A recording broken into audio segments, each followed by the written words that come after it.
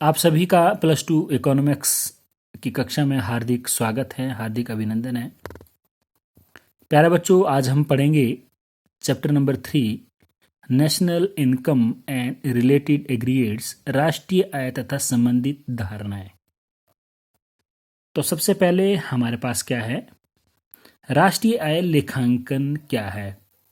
1 marks का question पूछा जाता है, what is national income accounting. तो हम समझेंगे पहले राष्ट्रीय आय लेखांकन क्या होता है। तो राष्ट्रीय आय लेखांकन एक ऐसी विधि होती है जिसमें हम राष्ट्रीय आय का अनुमान जो होता है तथा संबंधित जो समष्टि आर्थिक चरों का जो है अध्ययन करते हैं। कहने का मतलब है कि जब हम राष्ट्रीय आय का अनुमान लगाते हैं तो राष्ट्रीय आय से संबंधित विभिन्न जो आपके पास राष्ट्रीय आय में क्षेत्र है, जैसे हमने इससे पहले पढ़े हाउस होल्ड सेक्टर है, आपके पास प्रोड्यूसर सेक्टर है, गवर्नमेंट सेक्टर है, वित्तीय सेक्टर है और शेष विश्व क्षेत्र है। इन सभी क्षेत्रों का जो जितने भी कंपोनेंट्स हैं उनकी एक रचना, उनको एक अकाउंट, उनका एक लेखा जोखा तैयार करना, यानी राष्ट्रीय आय जितने भी विभिन्न वेरिएबल्स हैं, जितने भी राष्ट्रीय आय से संबंधित जितने भी कंपोनेंट्स है, क्षेत्र जितने हैं, विभिन्न क्षेत्र है, उन सभी कंपोनेंट्स को इकट्ठा करके उनको एक कंस्ट्रक्शन ऑफ अकाउंट, लेखों का एक रचना तैयार करना क्या कहलाता है, आपके पास राष्ट्रीय आय लेखांकन कहलाएगा। यानोवस्की के शब्दों में जो डेफिनेशन ही बोलता है कि राष्ट्रीय आय लेखा विधि मुख्य रूप से राष्ट्रीय आय अंतिम उत्पाद, उपभोग तथा पूंजी संचय को मापने की विधि है। यानी हम राष्ट्रीय आय से संबंधित एक डाटा इकट्ठा करेंगे और उनकी अकाउंटिंग करेंगे, उनका एक लेखा जोखा तैयार करेंगे ताकि इजीली हम उसको समझ सके। तो इसमें एक क्वेश्चन हमारे पास बहुत इंपॉर्टेंट पूछा जाता है कि राष्ट्रीय आय लेखांकन का महत्व, significance of national income accounting. राष्ट्रीय आय लेखांकन का महत्व, significance of national income accounting में हम देखेंगे पहला आपके पास महत्व क्या है इसका, कि जो किसका महत्व पूछे है, राष्ट्रीय आय लेखांकन। यानी राष्ट्रीय आय लेखांकन जो हम लेखा जोखा तैयार करते हैं राष्ट्रीय आय से संबंधित, उसका क्या महत्व है। तो उसका महत्व क्या होता है, पहला क्या है, एस्टिमेशन ऑफ नेशनल इनकम, राष्ट्रीय आय का अनुमान। यानी राष्ट्रीय आय लेखांकन द्वारा राष्ट्रीय आय का अनुमान लगाना सुविधाजनक हो जाता है। यानी उत्पादन का स्तर, लोगों की आय का स्तर प्रकट करता है, उसमें हम इजीली हम नेशनल इनकम को दर्शा सकते हैं कि कितनी हमारी नेशनल इनकम है। स्ट्रक्चर ऑफ द इकोनॉमी, अर्थव्यवस्था का ढांचा।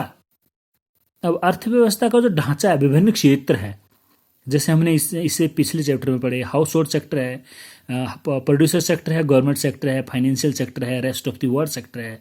ठीक है, तो जितने भी क्षेत्र है, ये ढांचा हमें ज्ञात कहाँ से होगा, जब हम नेशनल इनकम अकाउंटिंग करेंगे, राष्ट्रीय आय लेखांकन विधि में हम क्या करेंगे, इन सभी का डाटा कलेक्ट करेंगे और यह मालूम करेंगे कि ये सभी क्षेत्र एक दूसरे के ऊपर किस प्रकार डिपेंडेंट है, किस प्रकार एक दूसरे के ऊपर निर्भर है।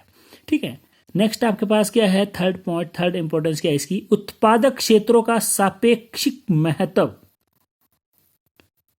Relative significance of the production sector. ठीक है, अर्थव्यवस्था के उत्पादक क्षेत्र में प्राथमिक क्षेत्र हैं, द्वितीय क्षेत्र हैं, तृतीय क्षेत्र शामिल होते हैं। तो राष्ट्रीय आय लेखांकन विधि द्वारा हम ये ज्ञात करते हैं कि विभिन्न क्षेत्रों का उत्पादक अनुमान लगाया जाता है कि इस जो है आपके पास हम इन क्षेत्रों का सापेक्षिक महत्व का ज्ञान क्या है, प्राप्त कर सकते हैं। ठीक है, उत्पादन के साधनों में आय का वितरण, फैक्टरल डिस्ट्रीब्यूशन ऑफ इनकम। अब उत्पादन के साधन, हम जब राष्ट्रीय आय लेखांकन में हम क्या करेंगे, उत्पादन के साधन हमारे पास क्या है, अब आपने पढ़े हैं, लैंड, लेबर। ठीक है, लैंड, लेबर, कैपिटल, एंटरप्रेन्योरशिप। तो लैंड के बदले हमें क्या, लैंड अगर हम देंगे तो लैंड के बदले क्या होगा आपका, रेंट। ठीक है, और लेबर, लेबर के बदले क्या देंगे हम, वेजिस। और कैपिटल के बदले क्या देंगे, इंटरेस्ट। और एंटरप्रेन्योरशिप के बदले क्या होगा? प्रॉफिट। तो ये कहाँ मालूम होगा? जब हम नेशनल इनकम अकाउंटिंग, राष्ट्रीय आय लेखांकन में हम देखेंगे कि जो जितने भी हमारे उत्पादन के साधन हैं, इसके बदले हम इनकम का डिस्ट्रीब्यूशन किस प्रकार, लैंड के बदले रेंट और लेबर के बदले वेजेस, कैपिटल के बदले इंटरेस्ट और एंटरप्रेन्योरशिप के बदले प्रॉफिट, किस प्रकार कितना कितना हो रहा है। तो आपके पास यह है, आपके पास पांचवा जो आपके पास आएगा, अंतर क्षेत्रीय तथा अंतरराष्ट्रीय तुलना, inter regional and international comparison. Easily जब हमारे पास नेशनल इनकम अकाउंटिंग होगी, एक लेखा जोखा होगा, तो उसके आधार पर हम देखेंगे कि अंतर क्षेत्रीय, अपने देश में ही विभिन्न क्षेत्रों में तथा संसार के विभिन्न देशों में साथ इजीली हम क्या कर सकते हैं? कंपैरिजन कर सकेंगे। अंतर समय अवधियों में तुलना, इंटर टेम्पोरल कंपैरिजन, अंतर समय अवधियों में तुलना, यानी समय के आधार पर जब हमारे पास लेखा जोखा होगा बच्चों, तो उसके आधार पर हम क्या देखेंगे? राष्ट्रीय आय कि जो हमारे पास लेखा डाटा हमने इकट्ठा किया, तो समय के आधार पर हम कंपैरिजन कर सकते हैं कि आज क्या है और आज से पहले क्या थी। नीतियों का निर्माण, फॉर्मुलेशन ऑफ पॉलिसीज, राष्ट्रीय आय के अनुमानों के आधार पर हम क्या करेंगे? आधार पर देश का जो आर्थिक विकास है, आर्थिक समृद्धि है, ठीक है, तो उस पर किस प्रकार हमारा डेवलपमेंट हो, किस प्रकार ग्रोथ हो कंट्री की, तो उसको हम नेशनल इनकम डाटा जो हमारे पास कलेक्ट हुआ है, अकाउंटिंग जो हमने लेखा जोखा तैयार किया है, उसके आधार पर हम फ्यूचर के जो है पॉलिसीज बना सकते हैं। ठीक है, तो ये बहुत ही इंपॉर्टेंट चैप्टर है बच्चों। क्वेश्चन आपके पास जो आएगा, significance of national income accounting या what is national income accounting, 1 marks के क्वेश्चन पूछा जाता है। बाकी राष्ट्रीय आय लेखांकन का महत्व। ठीक है, आज इस क्वेश्चन में इतना ही, बाकी हम करेंगे अगले इसमें।